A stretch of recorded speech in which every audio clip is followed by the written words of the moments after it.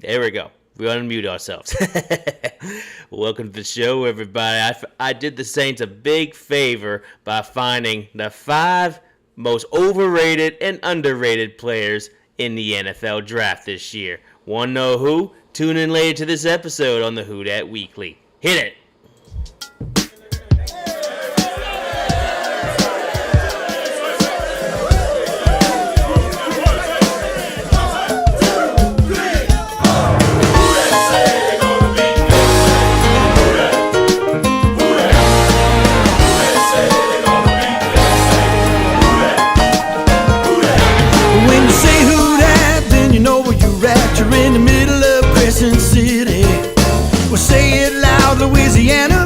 Welcome to the Who Dat Weekly, featuring the Dirty Dev's finest, Christopher J. Spires. How's everybody doing today? What's up, Jerry? I see you in the chat. How you do? What's up, Who Dat Madness? Good to see you again. I am excited to talk some more Saints football. I'm so sorry that I missed a week last week. I had some life updates I had to take care of that I'm not going to share over the TV, but they're fine.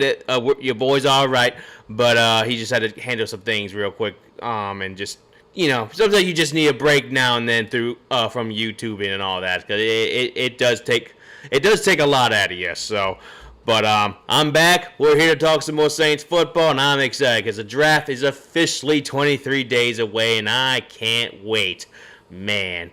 All right, so today's content, we're going to be talking briefly about some updates, Saints' recent free agent moves, which is not a lie, as most of us already know.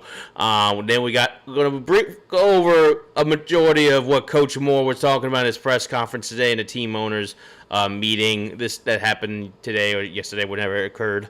And then, of course, as promised, we will also go through the Who Dat Weekly's top 5 most overrated and underrated players in this year's draft. So, oh, excuse me.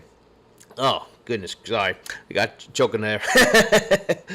But yes, sir, we are back. We're live and alive, baby. I'm so excited to talk more football with you guys. So, all right, so let's go ahead and get number one over with real quick, because pretty much everybody knows this already. Zach Wilson signed a one-year deal with the New Orleans Saints, and that one kind of took me by surprise, and that one has me questioning, like, what are they doing exactly? Like, they do know that Zach Wilson is Zach Wilson, right? Like, we're talking with a guy who likes to do things with mothers I'm not going to mention. That's kind of disgusting, if you know what I mean. But, yikes. Yeah, so anyway, so we signed Zach Wilson to a one-year contract. Now, my first immediate thoughts when I heard that was, first of all, I was shocked, because Zach Wilson was never on my radar, as I'm sure he wasn't on anybody's radar, to be frank with y'all. But when I started thinking about it, I started thinking, okay, two things are happening. One, he's either going to be a training camp prospect, or he's going to be fighting for the number 2 spot against Spencer Rattler. Now, personally, do I think Spencer Rattler's fine? Absolutely, because I think Spencer Rattler is definitely better than Zach Wilson, in my opinion. But at the same time, you never know. Maybe a year under Kellen Moore's leadership might do Zach Wilson some good. You never know. But in this case, I'm not going to worry about it too much, because he's more likely to be fighting for the number 2 spot and being a training camp piece more than anything else that I'm worried about. So, besides, it also makes sense because last season we had 3 quarterbacks available on the roster. Last season we had Jake Haener, but Jake Haener was picked up by the Chiefs this offseason. So it just makes sense to why we picked up another quarterback, because, I mean, you never know, guys. You know, this is the NFL. The freak accidents happen with quarterbacks. Sometimes their knee will get snapped in two when they get tackled the wrong way.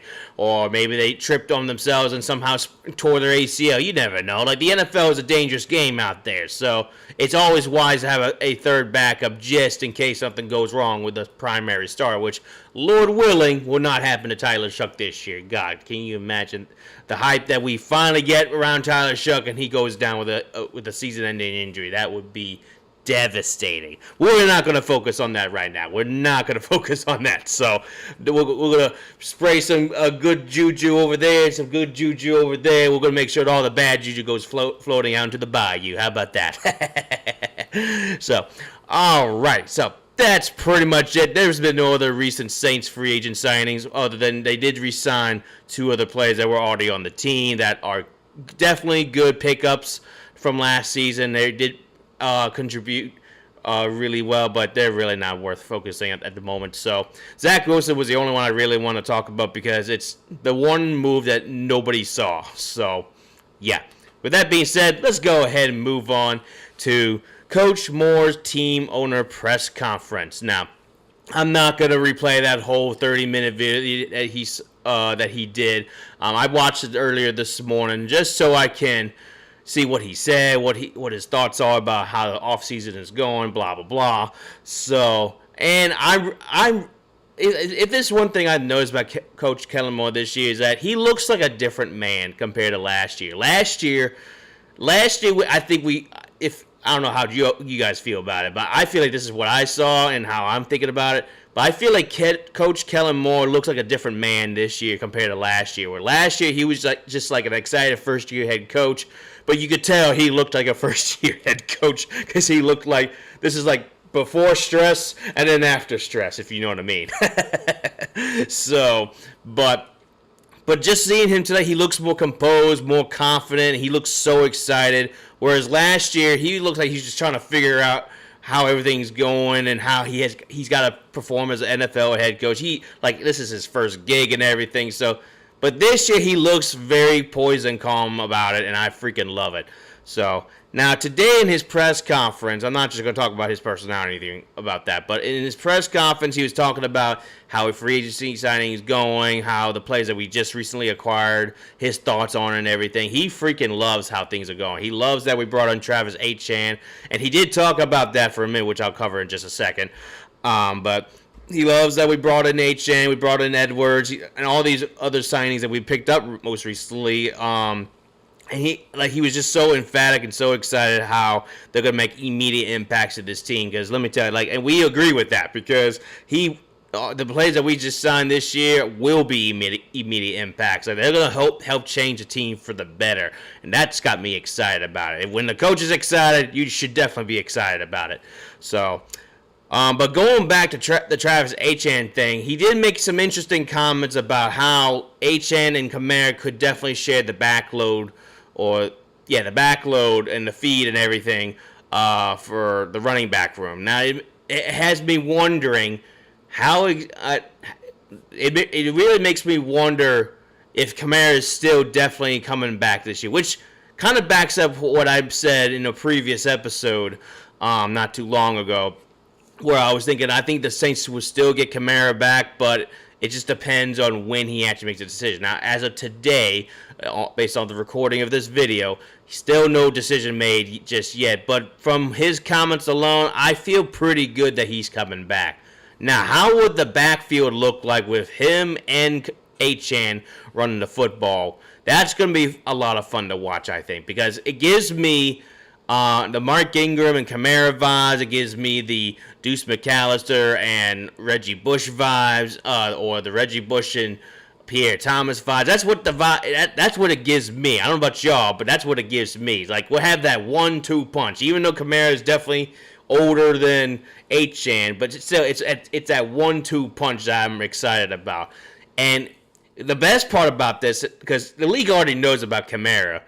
And granted, they do know about Etienne as well, but Etienne's with us now. They don't know how we're going to use Etienne in this scenario. So, it would be fun to see how opposing defenses would be like, okay, there's Kamara. Oh, wait, no, who do we target now? That's what I'm excited about. So, if he's confident about him, about the both of them sharing the load, in that really crowded backfield, which is a good thing. Not saying it's a bad thing. It's definitely a good thing. We have a really steady, strong running back room, that is. I'm totally fine that if they have to share the ball, that's how it's going to be, because Kellen Moore wants to establish that kind of offense where not only they run the ball effectively, but also spread it around to each and every playmaker that we got, whether it's a new free agent signing like HN just coming in, or the players that we currently got this year. But yeah, so other things he did mention as well. He did also cover about the ongoing conversations, I guess is the best word for it. He also went on about the conversations going on with Chris Olave, and everybody knows that Chris Olave is currently still looking to get a whole new contract. Now, as of recently, Jackson Smith-Njigba, whatever his name is, just got a massive contract by the Seattle Seahawks. Now, anytime a player like him gets a massive contract, that usually has a ripple effect around the league. So it has me curious to know what exactly is going to happen now that he got that contract. How will Chris Olave get that? Will Chris Olave want that same kind of contract? Now, do I think he deserves that kind of contract? Not yet. Now, Chris Olave is definitely, I think, going to be sticking around for a while because he had a significantly better season last year, and this last season was his best season yet as a New Orleans Saints. So he has reason to why he would deserve a pay raise kind of contract, or like the big money kind of contract. But the thing is that can he stay healthy for more than the thing is, can he stay healthy for a full season? Now, last year, he definitely did. Sure, he got nicked up here and there, and then, of course, the whole blood clot artery thing that happened at the last season, that's a fluke accident. I mean, that hardly ever happens to players of his age, so I'm not too worried about that. But him having to survive that entire season is encouraging. So I think they will get a deal done. When that will happen, I don't know. I'm hoping it's not going to reflect off of the JSN deal that just happened recently in Seattle. That's my own concern about that. But overall, I think Chris Olave is going to get something done with the Saints. And that's what Kellen Moore kind of pretty much talked about, how he really loves Chris Olave. He's such an impactful player, and obviously he is. He's literally our best receiver. If he goes down, then, well, we saw how that last Falcons game of the year went, because we had literally Walmart players out there playing football. So, but anyway, regardless, I think he feels really confident that we're going to bring him back on a nice, reasonable, big pay raise kind of a deal with Chris Olave, and I'm totally fine with that. So, yeah. Anyway, so that was pretty much it from Chris. Wow, wrong person. That was pretty much it from Kellen Moore. And I'm sure there's going to be more to come. I did see some other snippet videos of Kellen Moore talking about Tyler Shough and how excited he was, and how Tyler Shough has grown as a quarterback from the day he started against the Los Angeles Rams, which we knew wasn't going to be pretty because it was the Rams, and the Rams were freaking good that year, to what he has become now. And Tyler Shough, to this day, has been he's been the most active community guy I've seen from a rookie quarterback that I've ever seen, period, in a Saints jersey. I have never seen a rookie quarterback just go about doing things for the Saints. Just recently, he went to France with Taliesin Fuega, the left tackle or right tackle, whichever side he is. But he also he's been traveling afar, getting ready to get all the French folks ready to go, getting them shout Houdat and whatnot if they can. I don't know if they could speak Houdat over there. I don't think they can, but we'll worry about that later. And on top of that, going to Italy and getting their sponsorship, and he's basically a representative of the New Orleans Saints. I freaking love it. It's his energy is bouncing off of me so well, and I freaking love it. And Kellen Moore was so praiseworthy about that, and just he couldn't talk enough about Tyler Shough and his accomplishments in his very short time here in New Orleans, and that's what I love about it. And yes, Jerry, screw the Falcons 24/7, every day, every hour, every minute, because the Falcons suck. And I hope they really screw up their draft this year. In fact, why don't they go ahead and draft Tim Tebow? Because, he might be worthy despite his age. Anyway, so, But yeah, that's about it for Kellen Moore's conversations with the media. I'm really excited that he's excited, and it's bouncing off so well with us. So, but anyway, let's go ahead and talk about this. This might get controversial, y'all, and I do apologize if I didn't do a lot of digging on these players. Cause this is all last minute stuff, so I'll have to get like a proper analysis later down the road. But I'm gonna run through these pretty quickly, and I'll give my immediate quick thoughts on these 5 players that I think are overrated and underrated. I'm gonna start with the underrated group real quick. So the underrated group that I think that would be great pickups for the Saints. Now, let me add this disclaimer here. When I'm talking about over and underrated players, some of them I would say I could see the Saints picking, but at the same time, these are players we're probably not going to pick up anytime soon at number 8. So I just want to throw that disclaimer out there in case I get backlash by some folks. Actually, you know what? Before I even talk about that, I have to talk about something really funny. So I posted this short of a bunch of screenshots of this one clown, and yes, he is a clown. I think he goes by @draft_eligible or something like that. He's talking about how, this is so idiotic, I tell you. He was telling how Kellen Moore is going to run the team into the ground, all because we didn't. All because we got Devon Vele from the Broncos, and he can you believe the guy called him a flop? I'm sorry, a flop?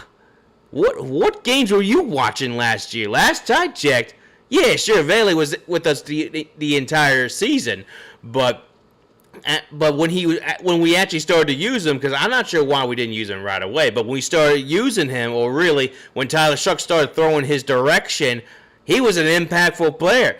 Sure, it sucked that he went down towards the end of the season, and who knows what he would have become.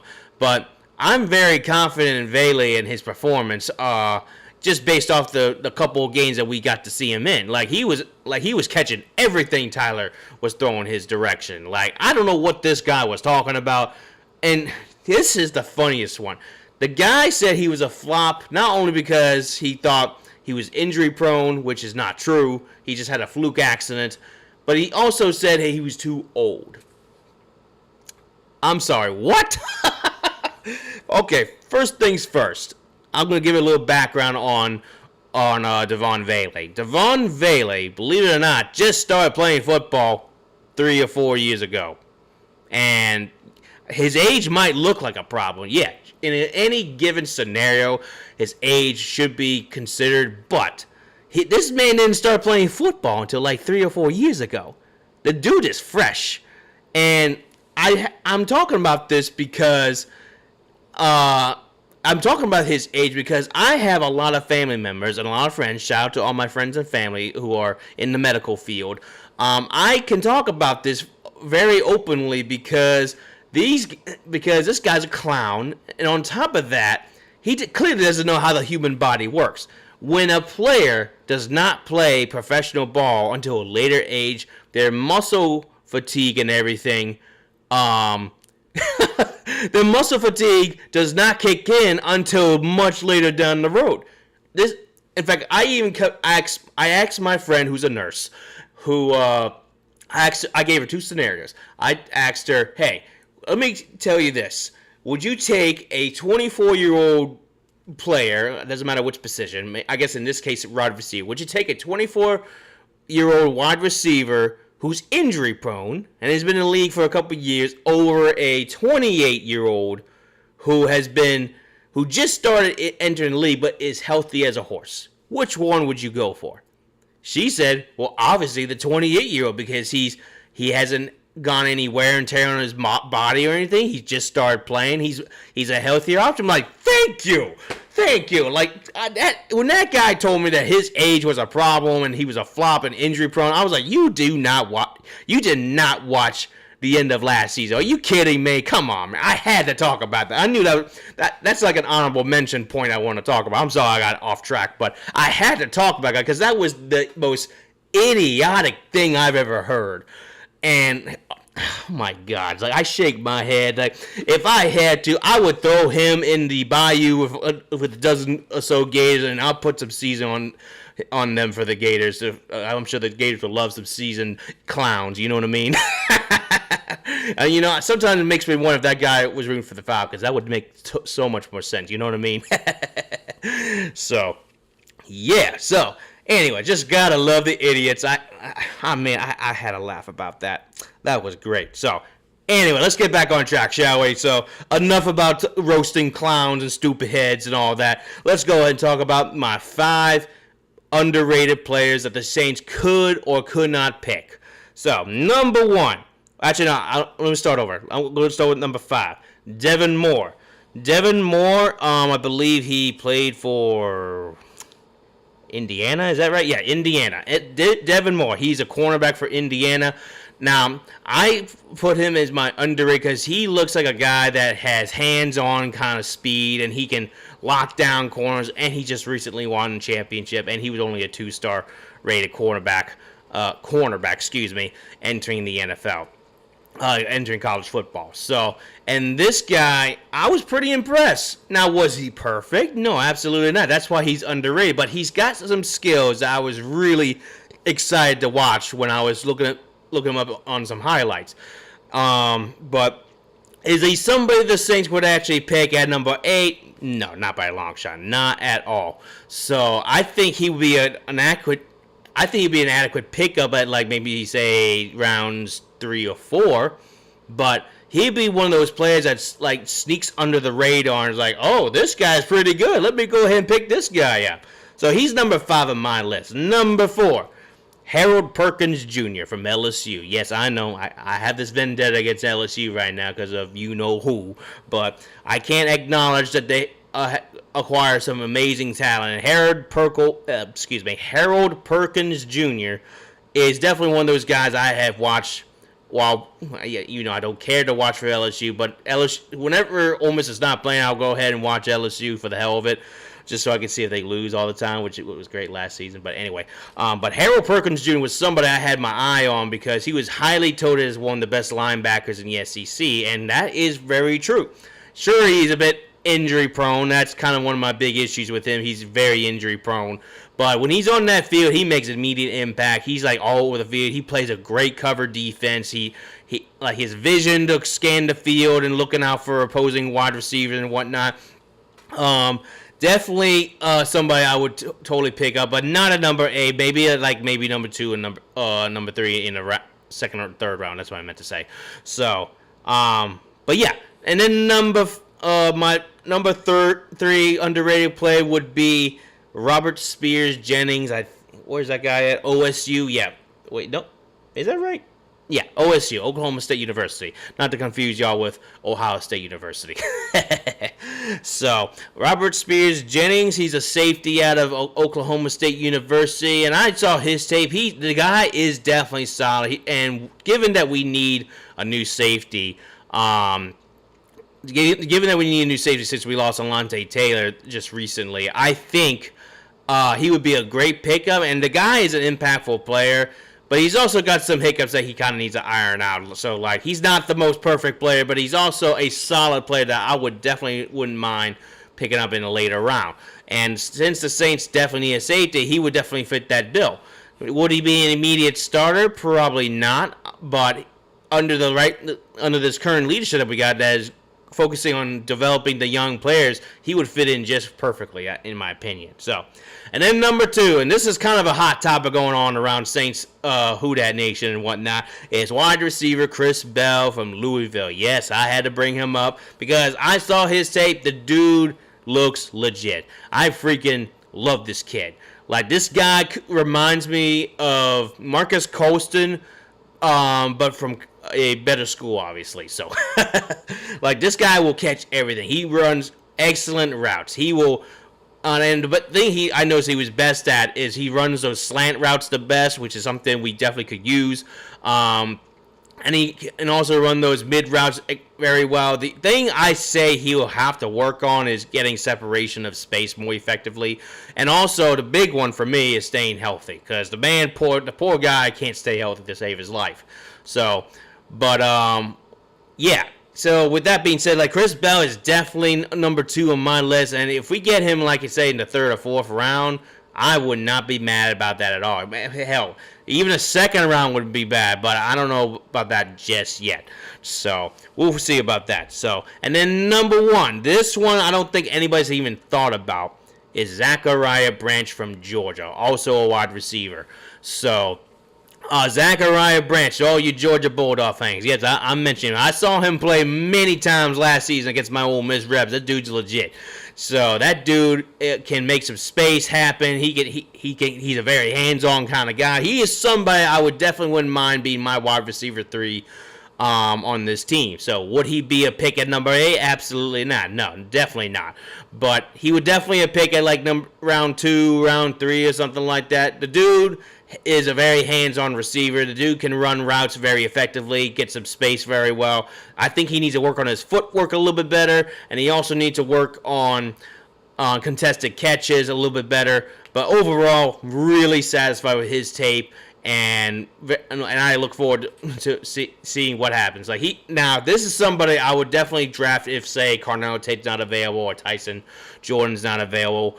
But we'll see what. But yeah, those are like many options, because we have many options at wide receiver in this draft, because this draft is loaded with wide receivers, which is great. Some of them have question marks, like Chris Bell with the injury history, or Zachariah Branch potentially being a hit or miss or something like that. But overall, there's many options the Saints go at later rounds in this draft, and that's something we should definitely look into, because the Saints definitely need receivers for one. They need it badly, because I don't want a repeat of what happened in that second game of the Falcons ever again. That was bad. But I mean, we were close, but not close enough, if you know what I mean. So, all right, so that was my top 5 underrated players.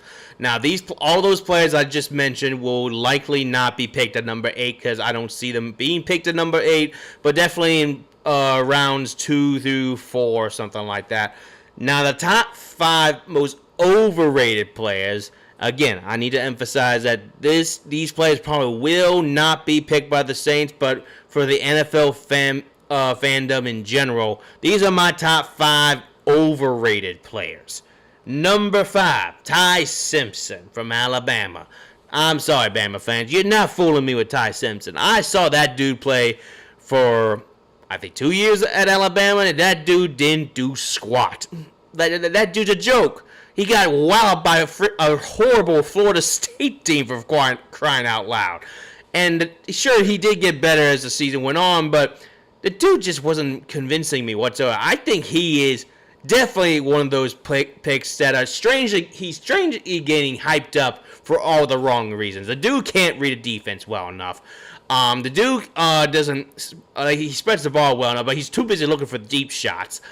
His footwork is horrible. He doesn't call out plays very well. So why is he being touted as one of the better prospects at quarterback? I mean, yeah, sure, there's really nothing else better other than Fernando Mendoza. But at the same time, like, Ty Simpson of all people, really?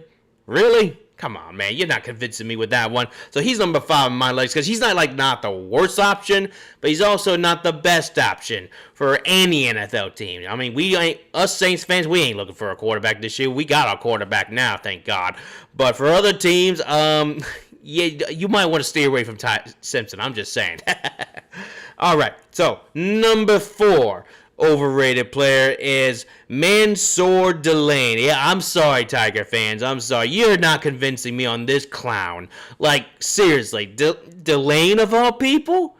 Really? The dude who gets burnt left and right every single week? I saw him play all season long. That dude's not a lockdown corner. That dude's a joke. Like, he's lucky he's number 4 on my list, because there's 3 other guys who I think is more overrated than him. Sure, he does some good things here and there, don't get me wrong, but you're not going to convince me that this guy who played on one of the worst LSU teams in recent memory, you're not going to convince me of that. Absolutely not. This guy would blow more coverages than Corey Wright. Do you Saints fans remember Corey Wright? Oh my God, that gives me nightmares just thinking about it. Yeah, no thanks. I will pass on that. He has to be one of the last few options available. If it came down to that, which is not going to happen, I don't think, then fine. We'll suck it up and pick him up. But I don't see what LSU fans or the general media sees in that guy. He is trash. That's all I'm going to say. He is trash. So, anyway, enough about Mansour Delane. Number 3 overrated player, Texas Tech fans, I'm sorry, but it's got to be Jacob Rodriguez. Jacob Rodriguez, he's an edge. I saw his tape. His tape looks good. But then I noticed some issues. The dude doesn't get enough pressure as consistently.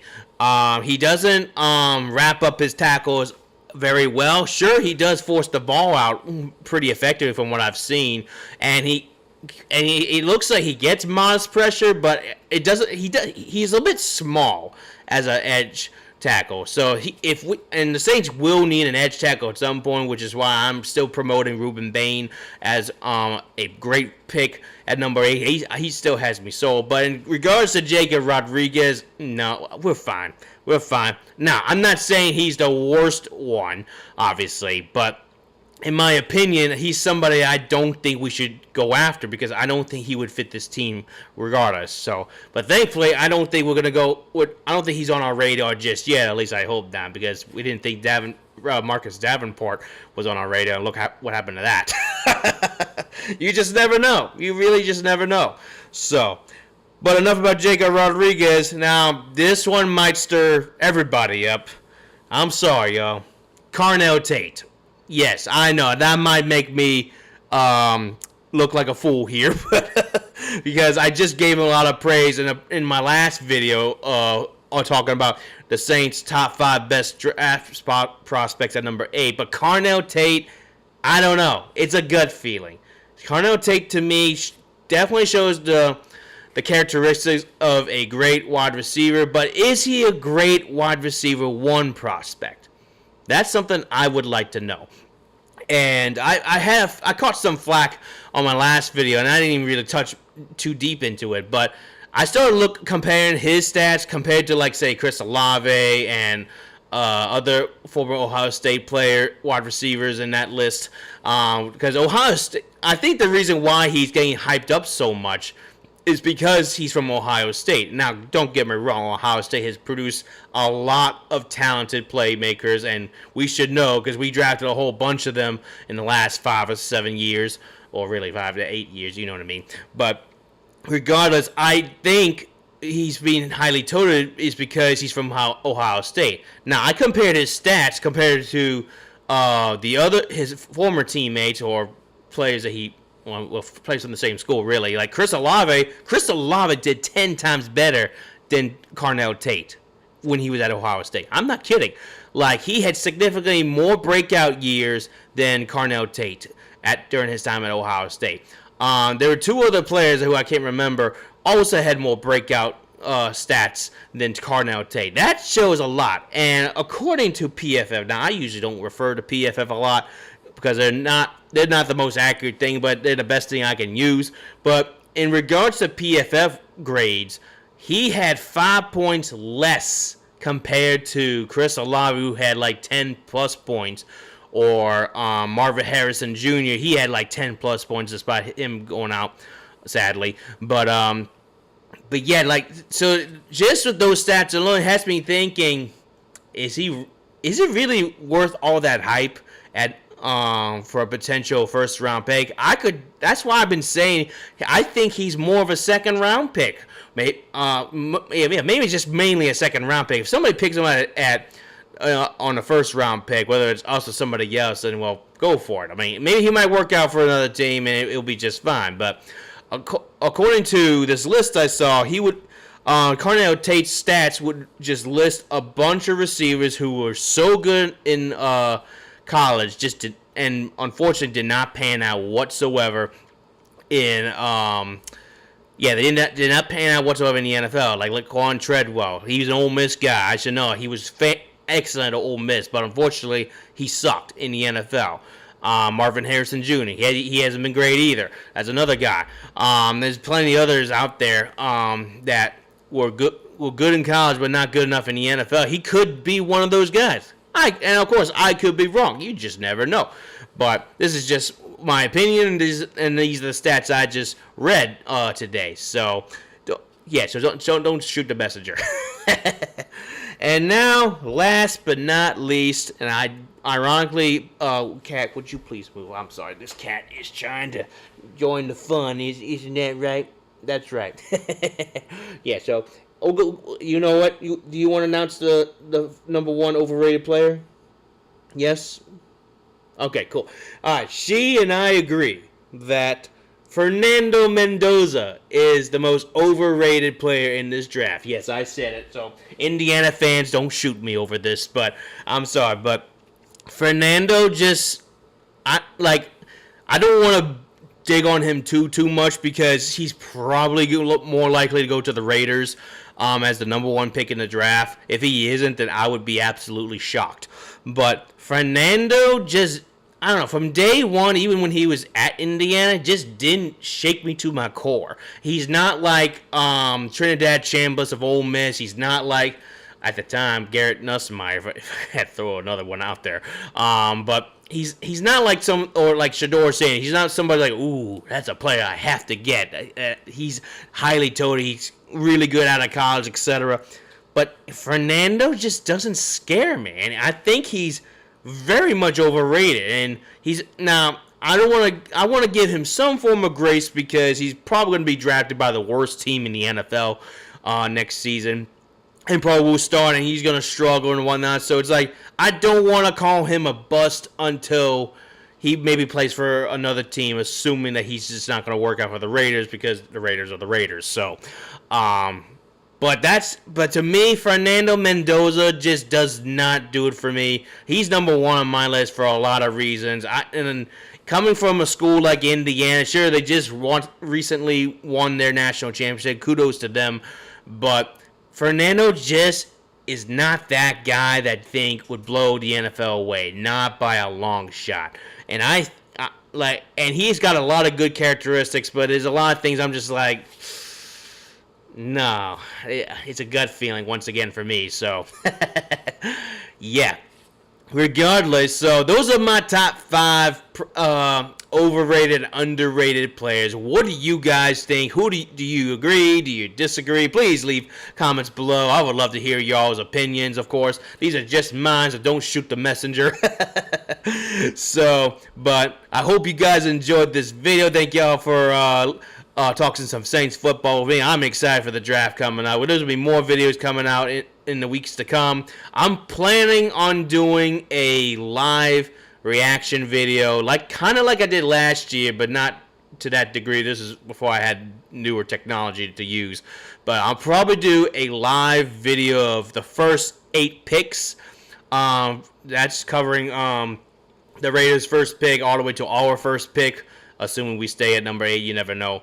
But that is the plan I'm doing for this year's draft, and I'm really excited about it. So, hope you guys enjoy this video. Don't forget to leave a like and subscribe, and I will talk to you guys later. Who dat?